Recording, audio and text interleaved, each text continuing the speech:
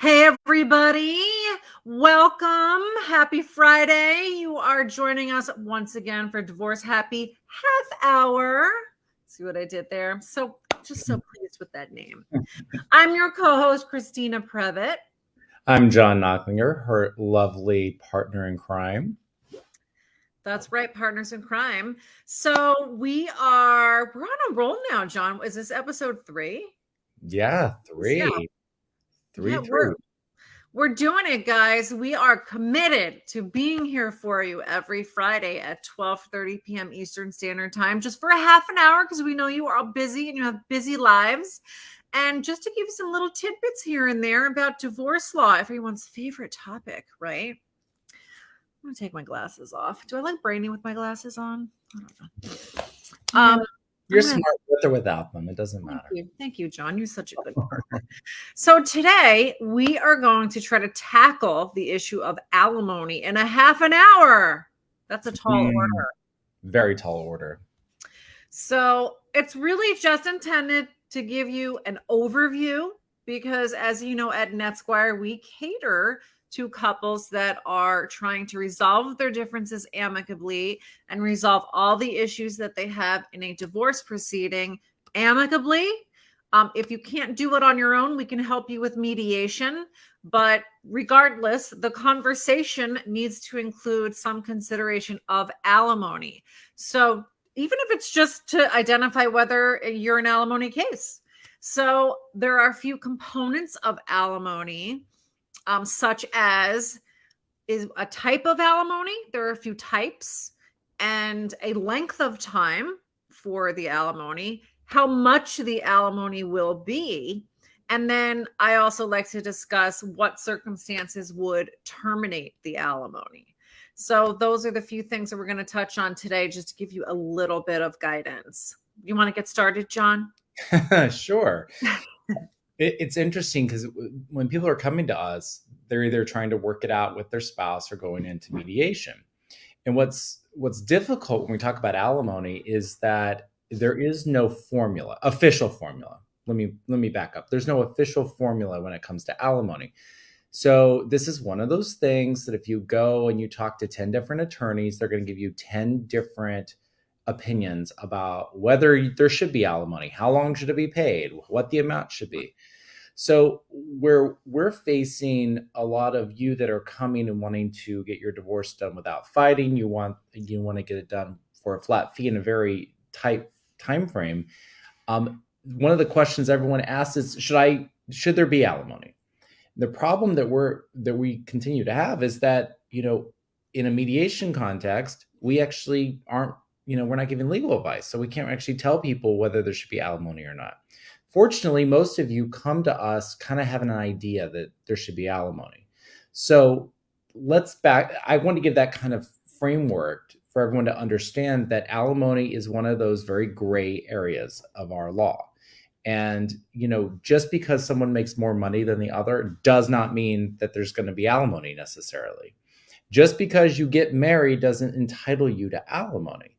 So that's sort of the framework. So Christina was talking about the types of alimony. So the two types of alimony that all of you are probably going to be looking at are what we call open durational, which is what we used to call permanent, but we don't use permanent anymore.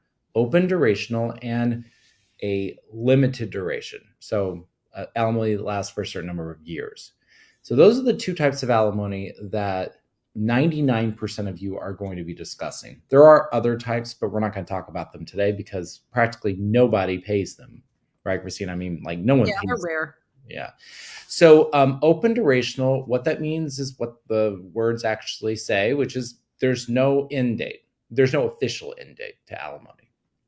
Limited duration means you're going to pay from day one until day whatever that you and your spouse decide. And at that point, it terminates and it's done, and you can't get any more. So those are the two types of alimony. And just for all of you listening, there's a really good shorthand. If you were married 20 years or less, the amount of alimony being paid is going to be a term. It's going to be a certain number of years. No, wait a minute. I thought if it was 20 years, you're eligible. So if you have to be married under 20 Yeah, years, if you're under 20 years, did I say over you 20? said 20 or under. Yeah, so under 20 years, yeah, so under 20 years, it's a duration, meaning Yeah. it's only a number of years. If it's over 20 years, it's going to be open durational. So But what if it's 20 years on the dot, John? You left that out. Just teasing. well, I mean, I think it does. I think you're right. I think it says 20 You years or more, it's open durational. So Yes, you to qualify for open durational alimony, you have to have been married for 20 years. And the way that that counts is the date of the marriage to the date that somebody files a complaint for divorce. So I actually had somebody recently who was very close to the 20 years. This couple is like literally a few months before the 20 years. And we don't encourage people to file complaints right away, but this was one instance where they really needed to file a complaint. And the way that I've seen this rule applied, it's pretty strict. If you are about to hit 20 years and it's 1 month away, you don't get to say, but Your Honor, it's almost 20 years, it almost counts. What I'm seeing is people are just ignoring that argument. It's like, no, almost doesn't count. It's not 20 years. It's less than 20 years. We're not talking about it. Is that what you've seen? yeah, I've seen that, but I will tell you a lot of times it's really a distinction that doesn't matter in reality, because what ends up happening, just so everyone listening understands, is that under open durational, there's an opportunity to retire when you reach basically 67. I mean, the age changes a little bit depending on your circumstances, but you can basically retire when you're 67. And if you retire and stop earning an income, most of the time your alimony will probably be terminated. In fact, that's something that most people negotiate as part of their agreement, is that people can retire at a certain age and alimony will be terminated. So under that scenario you just talked about, Christina, where people were married 19 years and 9 months, under the law, your spouse could get 19 years and 9 months of alimony. So depending on your age, it may end up not really mattering whether you called it open duration or limited duration if you and your spouse can agree that there's going to be an end date when someone retires. So I guess when we start doing this, playing nice, trying to find something that's fair to both parties, I don't want people to concentrate so much on these terms. They have legal meaning. And if you're close to 20 years, like Christina just said, you probably need to talk to an attorney and find out whether you should just protect yourself by filing. But if that's not you, the distinction really doesn't matter, because what you're going to be negotiating with your spouse is how long you can be paying and how much is it going to cost you. And those are the two major things that most of our clients really have to deal with. So, I mean, I just would say, listen, if you were married for 10 years, I'm just going to throw out a number, 10 years, that does not mean there needs to be 10 years of alimony. Okay. All that we are talking about here is what the law says. The law says less than 20 years, you don't have to pay longer than you were married. More than 20 years or more, there's no end date. That's what the law says. But guess what, guys? You don't have to follow the law. You don't have to do what the law says. You can actually come up with some arrangement that works for you. And that's really the message I always want people to know when we're talking about alimony is don't worry about what the law says necessarily. Come up with something that makes sense for you. And I think that's really important. But Christina, we have formulas out there that are floating about, these formulas. And now, because now that alimony is no longer tax deductible, it used to be tax deductible, it's not anymore. Now there's about 10 different formulas I've heard of. So I've only heard the 1/4 rule. What other? No, I've heard everything from 22% to 28%, depending on how long they were married. Do they have kids? I've been hearing all kinds of things from attorneys, because I do a lot of mediation where attorneys are involved. I've been hearing all these lovely things. But I guess I'm glad to hear you say that, Christina, because this is part of what we're talking about today, is that alimony is something that there is no right or wrong answer. It's really going to depend on what the two of you think is fair. I'll give you an example. I was just mediating a case yesterday with attorneys, and people were throwing out alimony numbers. And when I would ask, well, what's it based on? I would get like sort of non-specific answers, just sort of like, oh, it's based on, all these things. This is just what I feel like I can pay. And so what ended up happening was they just slowly meandered to some middle ground. And it just goes to show, when I saw the final number, I could not have gotten there through any formula or any other method or any actual, like, looking at the facts. I couldn't have gotten to this number. But the two of them, through the process of talking it out and negotiating, came to a number that I guarantee you neither of the attorneys agreed with. Neither of the attorneys would have ever proposed, but it was a number that ultimately they agreed to. And so when we start talking about alimony, I want everyone just to understand that it's whatever the two of you think is fair. And if you don't know it's fair, then you can start with a formula. You can start with our 1/4 rule if you want, but that doesn't. Let's even back up a little bit, though, and explain what the 1/4 rule is, because people might be like, "What are you talking about?"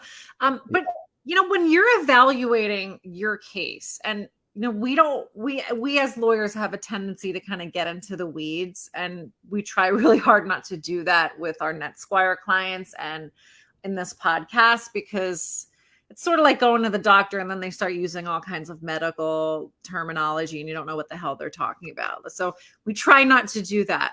But if you're in a situation where you're trying to figure out, I don't know, is there alimony? Am I going to have to pay alimony? Should I be receiving alimony? I would say where you should really start is to look at, first and foremost, is there a large disparity in your incomes?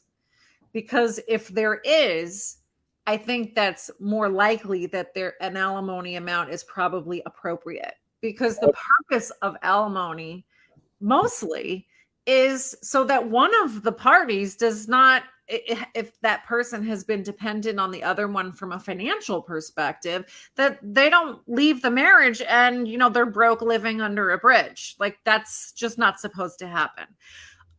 So really what you should do first is you should really know what your budget is. There is a wonderful document called a case information statement that divorcing couples, if they're in litigation, are required to fill out separately. And in that document, there is a budget.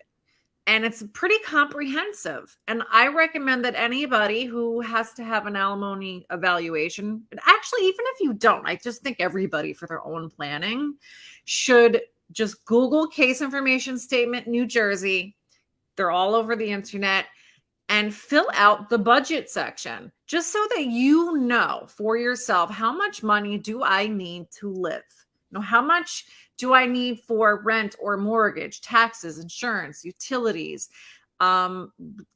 Your Schedule B are auto expenses, my car payment, gas, insurance. And make sure you include little things like, how much do I spend on tires every year? How much do I spend on maintenance? How much do I spend on Easy Pass or Sirius XM? There's a lot of little things that you do spend money on that you kind of don't think about. Like, we forget about it, right? Like when we're kind of evaluating how much we need. And that's probably what would jam you up, is just forgetting that you have all those other little expenses, because nobody should leave the marriage being broke. And I realize that sometimes there just isn't enough money to go around, but sometimes there is enough money to go around. And when you're trying to figure out, okay, if I make more money, let's say I make more money than my husband, because that does happen sometimes, right? This is 2023. So it's sometimes the husbands are the breadwinners, but not always. So the person that is making more, is that person making so much more that if you left the marriage, the other one would really be left having no way to really continue to support themselves the way that they've always lived. And we call that the marital lifestyle. So you're both entitled to live the marital lifestyle. So to start, I would say, download one of those case information statements, do your budget, make sure you're not forgetting anything in your budget. And for the ladies, well, actually the guys now too, right, John? Don't forget your Botox, your wax treatments. It's because it's little things that people forget that you spend money on. If you go to the nail salon, whatever thing, anything you're spending money on a regular basis, make sure you have calculated that so that you know how much money you need to live. And both parties should do that. And if one doesn't have enough from their income, then and the other one has significantly more income, then to me that is an alimony case. That the one that has more money should probably be paying the other one that doesn't have as much. How much? Okay, so then that becomes another part of the analysis. Yeah. 1/4 rule that we were talking about was there's kind of a rule of thumb that some attorneys use that alimony should be 1/4 of the difference in your gross incomes.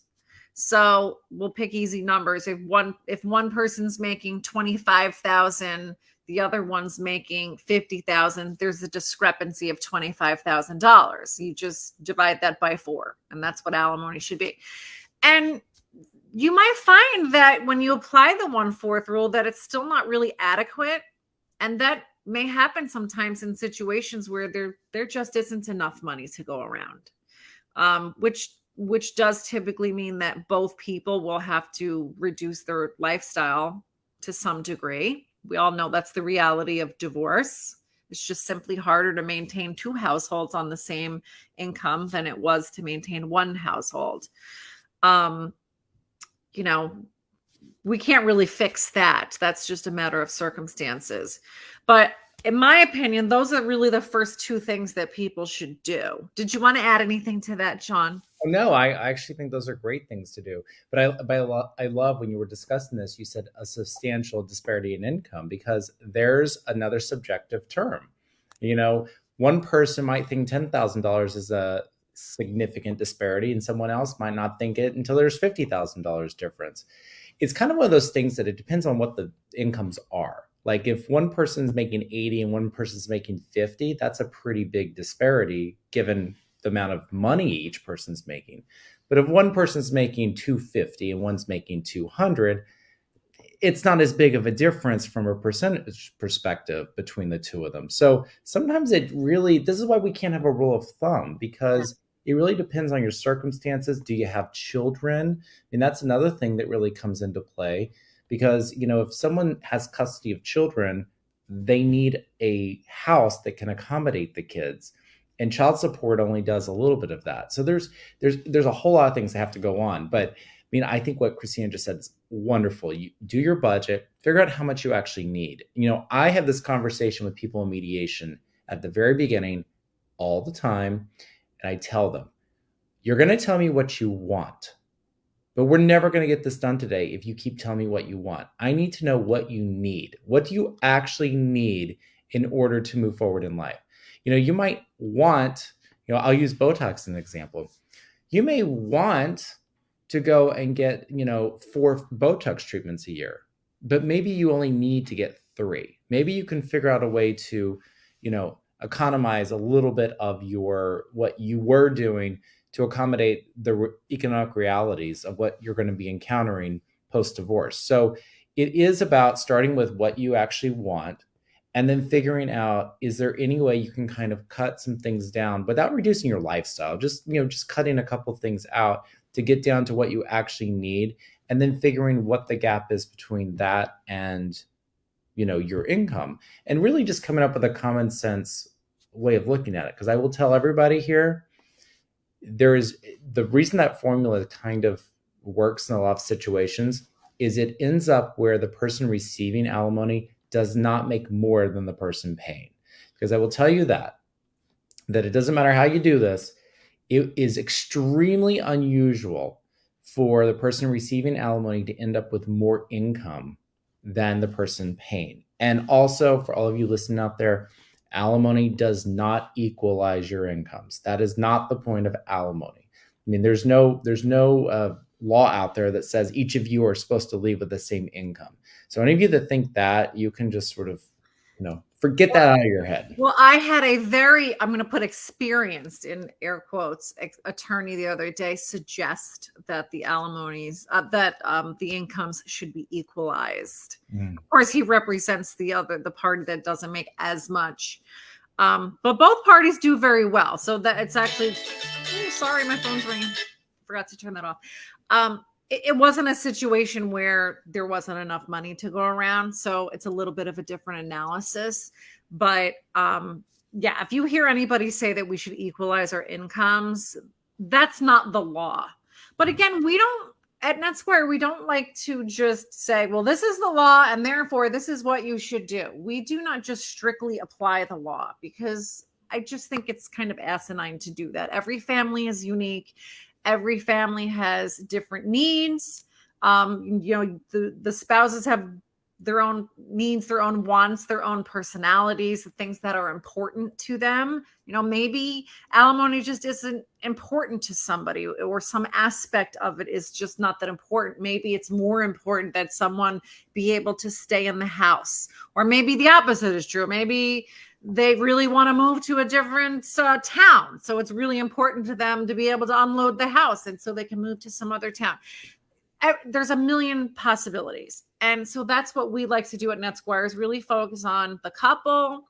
What do they need for themselves, for their family, for their children, if they have children, and how can we help them achieve that?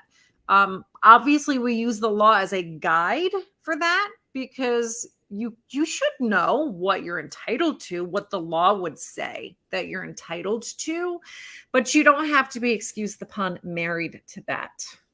Do you like that? I have a lot of corny jokes. No, I could not agree with all that more, because people don't look at everything as an entire package enough. When I do mediation, I really want people to focus in on what everything looks like. We don't just talk about alimony in isolation. What are we doing with the house? What are we doing with the retirement accounts? What about the debt? I just did a mediation the other day where someone took all of the debt in exchange for paying less alimony. And it just sort of, again, it's what's going on in your own life. Like, what makes sense in your life? A lot of you will come and tell me like, oh, my spouse makes $100,000 more than me, but you were only married for 2 years. Like, there's certain realities where you have to be realistic about how much your life has changed since you got married, because that's what alimony is supposed to do. Is you get married, your life has substantially changed, and now you need a bridge. I call it a bridge. I don't know what other people call it. A bridge to your post-divorce life. We don't want to just shove someone off the cliff. You need a bridge to your post-divorce life, whatever that looks like. And the solutions are too numerous for us to talk about on this podcast. But if you're coming to divorce, and you and your spouse, you're really dependent on your spouse because of the way you guys have lived your lives, it really doesn't matter what the incomes are. It's probably an alimony case. And if you're really dependent, you really just need to figure out what's fair. And you know what? If you're coming to us because you want to get divorced without fighting, you want to try to get it resolved as amicably as possible, then one of the things you've got to do from the very beginning is be interested in being fair to your spouse. Because if you're not going to be fair, there's no way you're going to be able to get divorced quickly. If you don't want to be fair, if you want to be cutthroat, if you want to get every single penny and dime that you think you're entitled to, that's what we call litigation. That's where you're going to spend tens of thousands of dollars getting some attorney to make every argument under the sun for why every single dollar of alimony you want, you should get.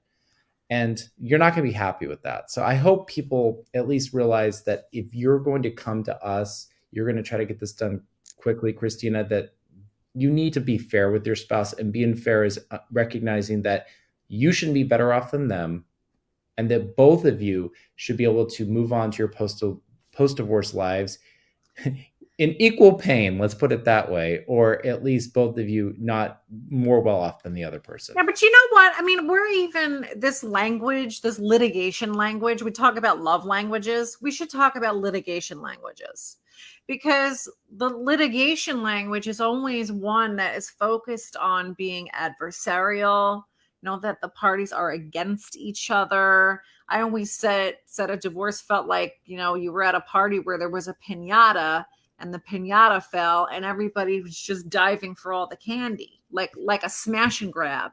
Your divorce shouldn't look like a smash and grab. And what we do at Netsquire is we take the litigation out of it. We take the fighting out of it. So if you are somebody that wants the fighting, you're diving for the piñata, then you're not a good fit for us. You can find lawyers that do active litigation, and they'll be very happy to take your money, all of it if they need to, if it gets to that. But the people that we really service at Netsquire are the ones that have the good sense to realize that they don't want to give the attorneys all of their money, that this is a family problem. It's not a legal problem. It's just a family problem, and they just need some help figuring things out. And that's what we do. So you can have that conversation on your own if you're able to do that and you prefer to do that, and then just come to us and we do all of the paperwork for you for one flat fee. Or if you do need some help with the conversation to, as John says, figure out what's fair, because I do think a lot of people, they want to do what's fair, but they don't really know what that looks like. So we can help you with that conversation. And really be creative problem solvers. I've always said that I think lawyers, the good ones, are really just problem solvers. They're just there to help you have a dialogue, offer suggestions. Like John said a couple of things already that we see a lot. Maybe someone doesn't want to pay alimony, and the dependent spouse, I'm just going to generalize, so don't anybody be offended. Like say it's the wife. The wife is the one that's making a lot less money. Maybe it's her goal to just stay in the home. Maybe that's really just what she wants. I need and want to stay in the home. I want the children to stay in this home. It's the only home I've ever known. I want them to go to school here. Just using this as an example, and this one does come up a lot. There might be a way to figure out how to do that. And, maybe compromise on alimony, but keep more of the equity in the house. Or one that I see a lot that I will tell you as a litigator, I fought tooth and nail not to do this, but we have couples coming to us, Netsquire couples that want to do this, where they will just agree that the husband will stay on the mortgage for a period of time so that a refinance doesn't have to happen right away. And, as a litigator, I was always very resistant to that. But my feeling now is, you know what, who am I to tell this family how they should live and how they should separate their family? Because whether you like it or not, you're still really a family, even when you're getting divorced, if you have children. Because you're still the parents. You're always going to be the parents. You're always going to have this connection with each other, and you're always going to have to talk and be in each other's lives if you have children together, even if they're grown, right? Well, John, your daughter's 9, but I ask anybody who's got grown kids; they never go away. No, and I gotta tell you, especially where we are in New Jersey. I mean, kids get out of college, they're in all this debt. They're getting jobs where they're not really making as much as they really need to pay off their loans and get a place to live and stuff. So kids are still living with their parents longer and longer and longer. But, and that's what's hard, because you've got somebody who maybe wants to let them stay in the house, but you're really not getting any support for that kid anymore. So there's a lot of stuff that goes on, but that's where you and your spouse really just need to be fair with each other. Do you want to kick your kid out on the street, or do you want to figure out a solution where you can sort of, allow them some room? People get too focused on them, and they forget about their whole life. They forget about their kids. They forget about everything. Yeah. So like I said, it doesn't need to be a smash and grab. You want to smash and grab. You can find plenty of lawyers who do that do active litigation. You like to hit the piñata. Yes, the piñata. And if you want that kind of divorce, you can find that. That's easy to find, but you should know that you will spend a lot of money on that. That's tens of thousands of dollars, and it takes a very long time, at least a year, longer now, really, because you thought the courts were slow before. Well, since COVID, we're even slower. But I think maybe we're preaching to the choir here, but we just wanted to come on here. We're going to keep these to 30 minutes because we know you are all busy people. And we wanted to give you a little bit of background on alimony so that you sort of know what it is, what you should be thinking about. If you are interested, we do offer a settlement checklist for people that are interested in having a settlement conversation with their spouse, but they're not quite sure what should we be talking about. We offer you a settlement checklist. Just DM us and give us your email address, and we will send that to you. And that way you can get an idea of what you should be talking about. And again, as always, if you need help, we're here for you. And we offer mediation, or if you're done settled and you've got that done, congratulations, good for you. And we can draft all your paperwork and file it for you for one flat fee. So check us out at gethappydivorce.com. And we'll see you next week. Maybe we'll talk about child support next week. What do you think, John? Sounds like a great conversation. And whatever you want to hear about, guys, let us know. Send us a DM or just put it in the comments, and we will try to make that a topic in a future show. So see you next Friday, 12:30 p.m. right here, Divorce Happy Half Hour. Have a nice weekend. Where's my mouse?